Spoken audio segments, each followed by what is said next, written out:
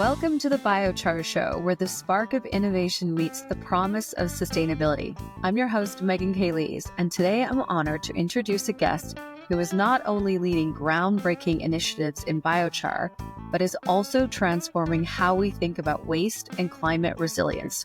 Joining me is Steen Rasmussen of Ikigai Carbon, a venture studio that's redefining sustainability by scaling profitable businesses in South America and Africa that turn waste into valuable resources.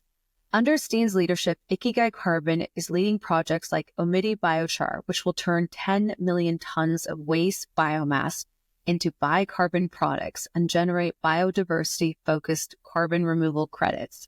In Colombia, the focus is on using biochar in a 6-stage process to prepare and restore mining sites for resource recovery. His ability to connect with diverse stakeholders has been instrumental in assembling what he calls the Avengers of Carbon, a dream team of subject matter experts tackling some of the world's most pressing environmental challenges. Today, we'll dive into Steen's journey, the visionary work of Ikigai Carbon, and his mission to align profit with purpose in creating a sustainable future. Welcome to the show, Steen. Thanks for having me, Meghan. Of course, how's it going? It's going good. I like the glasses. Everything's cool. Right? It's that time of my age where I need reading glasses. You're on the West Coast in Vancouver. How's the weather? I'm in Vancouver and it's actually clear today, which is nice and rare. It's a rarity in the wintertime, as most people know. But yeah, things are going good over Ikigai Carbon on that side of things. We've got shut down for the Christmas season for a couple of weeks, but now we're back up operations in Colombia, in Namibia, and back in Canada. Nice. So how about share the story behind Ikigai Carbon's mission and how you came up with the name and what it means? Yeah, so Ikigai Carbon came through just a discussion group that I was having with a bunch of different subject matter experts trying to figure out ways of kind of scaling climate solutions and building climate resiliency. And some of the partners had a Japanese background. They spent a number of years over in Japan working. And just the concept of Ikigai came across. And Ikigai is sort of the summation of your life's purpose, essentially. It's kind of taking a look at what you love to do, what you're good at doing, what the world needs, and most importantly, what you can be paid for. So that's sort of the summation of Ikigai Carbon as a mission going forward. I sort of pulled together a wide group, a diverse group of people from different industries to go through and tackle challenges. And that's sort of what we're doing right now with our operations in Africa and in South America. And where in Africa are you? We're in Namibia.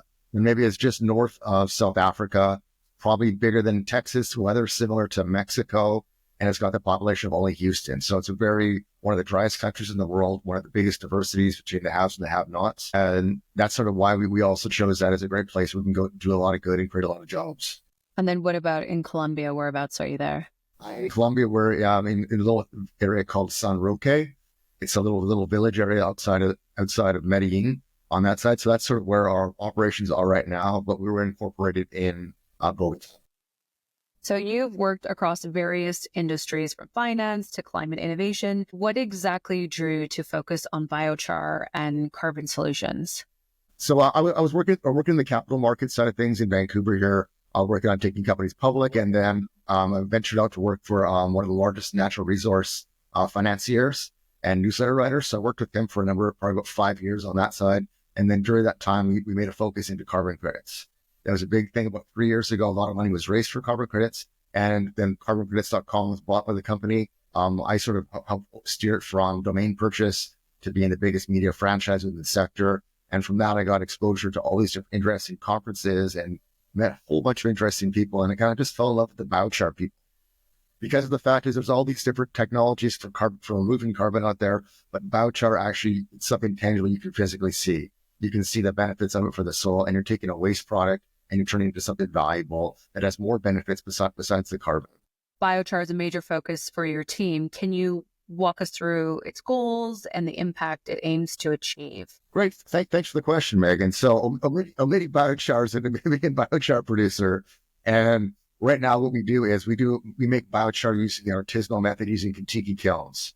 Our overall goal is to go and get community involvement and providing jobs for the community. So we funded a pilot operational project over in Ochilingwe community, where we went out there, tested the unit economics, brought the community engagement, and really dialed in the business model. Now we've moved up to the next stage of our production in the Osanani Conservancy area, where we're producing roughly two tons of biochar a day, and we've secured offtakes with local suppliers. I remember we were talking about this before, but maybe explain what you're making the biochar from. I know it's the brush that grows like in places like Namibia, but maybe explain what that is. The basic way we're producing our biochar using a thing called bush encroachment. Various different parts of the world uses sort of waste resources, and what the bush encroachment does, it's kind of like, honestly, it's like barbed wire all across the area there. So it grows. It sucks up half the water resources for one of the driest countries in the world already. And it's a nuisance for plants. It stops biodiversity. So we've got an agreement with the government and the conservancy groups to go out there and harvest that waste biomass and turn it into something valuable. And our overall goal stream right now is turning it into biochar and then upgrading it to make organic fertilizer, which we can sell towards the market here right now. Because in Namibia, all their fertilizers, NPK fertilizer, that's being imported from various parts of the world, such as Russia and other places. And it makes a lot more sense economically and sustainability wise to use organic fertilizer that is made within house using your own waste material. Nice. So biochar is central to your work. In your view, what makes biochar such a transformative solution for both environmental and socioeconomic challenges? So the main reason why I'm so passionate about biochar is the fact that it has a physical product that can be used and that can be created from a waste product. And you can directly supplement that into various different heavy emitting industries, such as steel industries, such as concrete, as well as you can do it for biographene, various different things, even carbon black. You can create so many different valuable end products from biochar. There's over 1,000 different use cases for it. According to Kathleen Draper, who wrote a great book on biochar called Burn. There's so many different valuable end uses of it. And the biggest benefit is that we like in Namibia right now is it keeps carbon in the soil where we believe it belongs. And it's got so much more benefits for sort of taking more of a desert land and turning it back into a grassland. So for instance, with biochar, it doesn't have to be, I mean, you're using the brush just because it's such in abundance in Namibia, but it doesn't necessarily have to be with that type of brush. Like you can make biochar from kind of any sort of waste product. You can make it from animal waste. You can make it from straw. You can make it from hemp. Any sort of material that you can make it out of on that. People have made it on used tires and stuff out of that. So that's the overall benefit of it. And I also like the absorbent quality of it. So if you look at like one little sugar cube size of biochar, it has a surface area of over a football field. Oh wow! You look at that scaled out there. So that it's a massive adsorbent on that side of things. So it's great for soaking up materials on that side. It's used amazing for mining remediation and also even for water retention. Okay. And what are the key challenges, I guess, to scaling biochar solutions globally, and how does your company Ikigai Carbon address them? I think the biggest challenges for scaling biochar right now is probably on the financing side of things. Because with biochar, you can have multiple different revenue streams. You can have revenue streams from the initial physical product, but you can also have another revenue stream with the environmental credits or carbon removal credits off of that. But projects typically need to be self-sustainable on their own without the environmental credits. So that's the one thing you need to be make sure that you've got centralized distribution points for collecting your biomass. It's all about getting biomass towards places where it can be transformed at a good cost point. And that's why we like the regions where we're working in. And so are you doing biochar in Colombia as well, or is that something different? We're doing biochar for part of our circular mining project right now, where we go in there and remediate mining tailings by getting rid of mercury, getting rid of cyanide, as well as for the mercury, we can actually recycle it on that side. As we have a multi-stage project process on that, and we do use biochar within that project, within that cycle, to go out there and help remediate some of the mining waste. Nice. And what's your long-term vision for Ikigai Carbon? Like, what impact do you hope to have within the world? Well, one thing that I like about our project in Namibia right now is our 20% community profit sharing off of that side and creating those business streams and helping those communities out. So right now we've already got 20 people working for us down there, and we want to scale up and provide more and more jobs for the rural communities that desperately need it. And that's our overall goal, is just creating sustainable businesses that are good for the world and help provide climate resiliency. Nice. And what motivates you to tackle such a massive challenge, and what keeps you going when things get tough? It's incredibly difficult, especially dealing with the carbon market side of things. But overall, sort of having that long-term vision of where you're going to be and where you're going, and for your companies, and just be, as long as you are sure set on what you're doing, and just don't get distracted by all the noise out there. Just keep focused on what you're doing and pushing forward, finding what works, and moving past things, and just keep moving forward. That's the biggest thing, because as sort of an entrepreneur out there, there's ups and downs, there's good days and bad days, but it's just have a long-term vision for success. And that's essentially what we're focusing on. We've got couple of very scalable businesses right now that we want to provide and help fund, because it can do a lot of good in the world. Like in South America, we're remediating mining tailings. Like Colombia is probably one of the most toxic places in the world for mining tailings because of all the artisanal mining. So we're directly addressing that problem in Colombia. And then in Namibia, bush encroachment is another massive problem over there. And we're directly addressing that problem, all while creating jobs and providing social and economic benefits for the communities which we serve. So is that kind of why you chose places like South Africa and Colombia, just because of, I guess, like you're saying, like super dry that you can put back into the earth there and community? Or I wanted a feel-good project that feel good for the world and where the unit economics made sense. And Namibia does have that structure where we can get a lot of things done there very quickly and efficiently, full support of the government by all the jobs we're creating. We've got sort of the ability to kind of do a lot of interesting things in Namibia. And that's what I like about it, because we're sort of a visionary team at Ikigai Carbon, different business streams, different revenue streams, and they've got an abundance of resources. And we're trying to find ways that we can go out there and monetize that and also share with the communities. fantastic. And where do you see the greatest opportunities for innovation in waste to resource solutions over, let's say, the next decade? I would say pretty much integrating biocarbon into existing value streams already.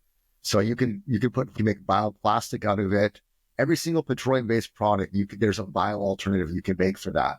So there is ways you can actually go out there and directly, if people don't want to take it for the green factor, for being more carbon negative or anything, the economics make sense where you can actually undercut some of the existing chemical and petrochemical companies out there by creating a valuable product. Like I know on the fertilizer front right now in Namibia, we can offer a better product at a better price point than what they're currently using out there. And that's our biggest path, is for having that unit economics make sense so that can scale it and grow and help support the countries. So we were talking earlier, you were mentioning, putting it back in the earth, and you said putting carbon back where it belongs. So is carbon sort of better, I guess, in the ground? Is that sort of what that was? I know we have had this discussion on how carbon is not the problem, especially with things going on. I can go down a pretty deep rabbit hole on this side of things. To keep it all PC on a high level, essentially, is there's such a focus on the direct molecule of carbon and not the benefit of carbon.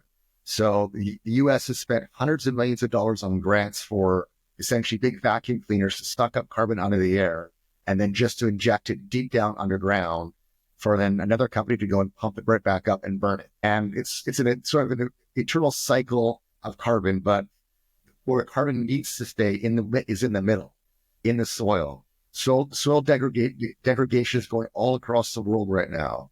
Even looking at places up in the Pacific Northwest, down there in California with the wildfires.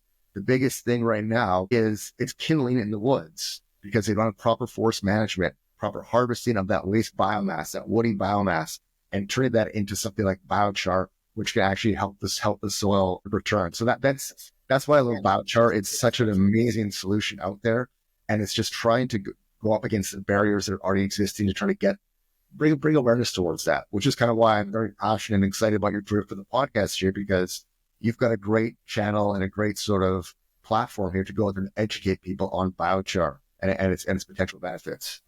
That's fantastic. Okay, so if you could accomplish just one thing through your work at Ikigai Carbon, what would it be? I've had 25 different careers in my life. I've amassed a massive dynamic group of people that I've worked with, and I can tap into that network to go out there and help solutions. So that's kind of what I like doing right now, is we're reaching into my own Rolodex, my other Ikigai partners' Rolodexes on that side, finding the right team for a solution. And that's sort of what my overall goal is. And just to scale that, to reinvest the money into future projects, help develop projects that actually do good in the world and they're not going to harm the planet in any capacity. So tailing on that, what would you say is the biggest challenge as far as trying to get the word of biochar out and, have success with Ikigai Carbon and, both in Namibia and Colombia? Yeah, I think the biggest thing is the financing front. Because like I mentioned earlier, that there's two different revenue streams off that. You have the physical product of the biochar or any other derivative you can turn after the fact, but you've also got the environmental credit. So unfortunately, the environmental credit is not something you can walk into a bank and get them to give you project financing, because as you move up the tech stack for biochar, it gets more technology involved, it gets more equipment heavy, and it's a higher capex cost. So banks, unfortunately, are not really willing to go and unlock that financing for something as not as skeptical, but something as, a lot of volatility in the carbon markets. Mm-hmm. So they're not willing to go out there and make that decision. So it's like getting bankable offtakes for the physical product definitely helps de-risk it. And as well as finding partners who see the overall vision of what you're doing. So one thing that we're looking at partnering with is mining companies down there in Namibia. So we've done some trials, on some private land. We're working with a soccer pitch company as well. And we're working with private landowners and also mining companies. Mining companies, there's a lot of emissions, first of all, or at the top of that. And by actually partnering with us in some capacity, they can go out there and claim the credits for their own net zero initiatives, as well as the fact is they can use the physical product directly on their mining tailings or for some of their sustainability projects. Maybe tailing back on the carbon credits, maybe explain to our listeners what that is exactly. So carbon credits essentially are for every metric ton of CO2 that is removed from the atmosphere or about to be removed from the atmosphere from wood waste kind of degrading off of that side. Essentially, from that, we can put it into a stable form and put that under the ground. So to get a carbon credit, you need to remove the carbon and it needs to be put somewhere and stored for a long period of time with some level of validity and science backing it up on that side. So we were able to generate carbon credits in Namibia because we cook our biochar based upon certain specs and certain characteristics that align us with the methodology to go out and issue carbon removal credits. So these carbon removal credits are sold in various marketplaces on the voluntary side. And we're also working on trying to develop a pathway for our credits to hit the compliance market, or we can sell them to foreign countries with the backing of the Namibian government. That's our overall goal there in Namibia, is to create the highest quality carbon removal credits and de-risk that to sell to open markets. So it kind of would make sense that companies would want to join in with you. We were saying mining companies, because wouldn't they benefit from that as well? Yeah, that's a big benefit for companies that need the physical product.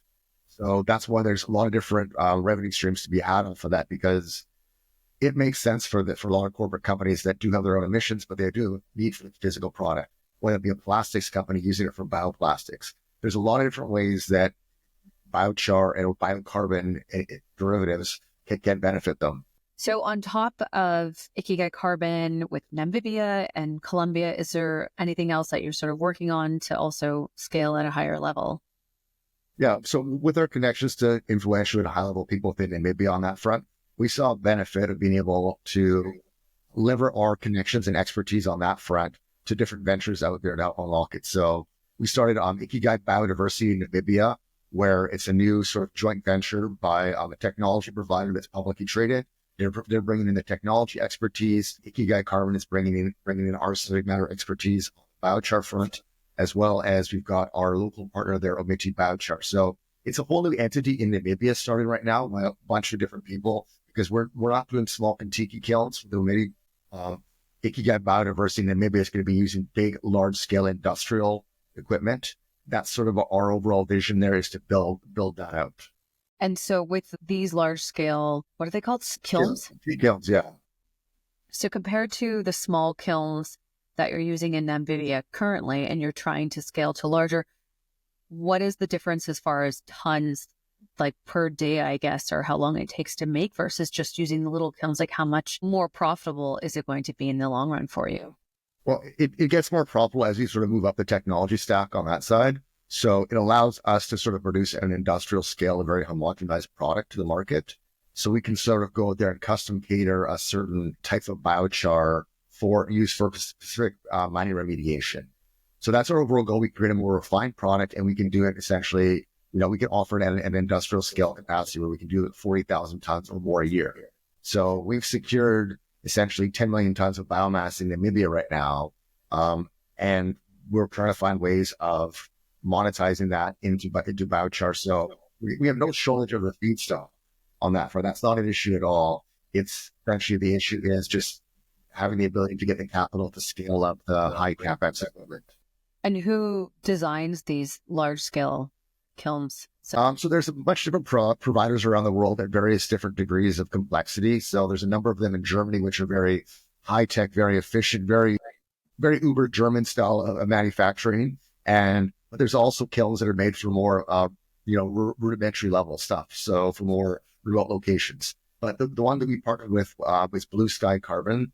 They're a publicly traded entity right now, with the aspiration of going NASDAQ on that side. They've got the technology patent, the technology suites of these kilns. So that's sort of why we chose to partner with them, because they can make a very good, high quality biochar at a good price point. That's sort of why that's the main reason why we chose to partner with them, because we've got no shortage of biomass. They've got a very good product there. So that's sort of the main benefit of us working together in Namibia.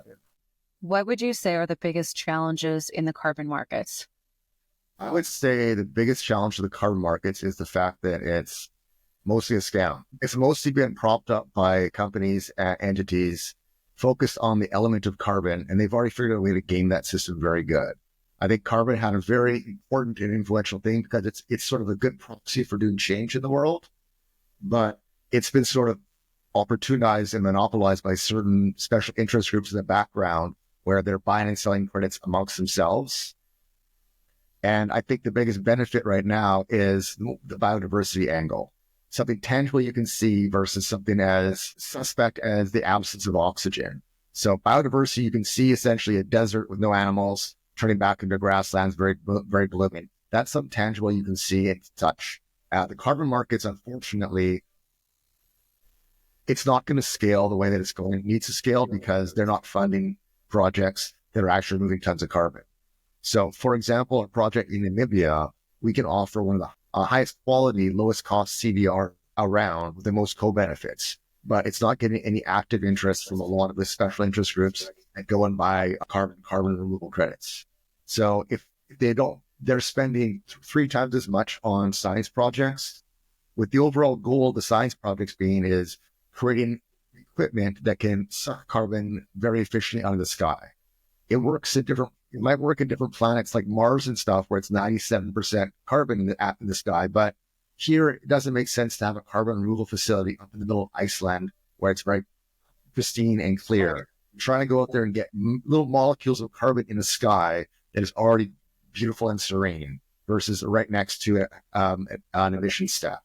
So the overall carbon market, I think it came out with very good, earnest opportunities, but I think it's been gamed by a lot of things. And you even see the pivot right now happening with the breakdown of the net zero banking alliance, with BlackRock just walking out of that.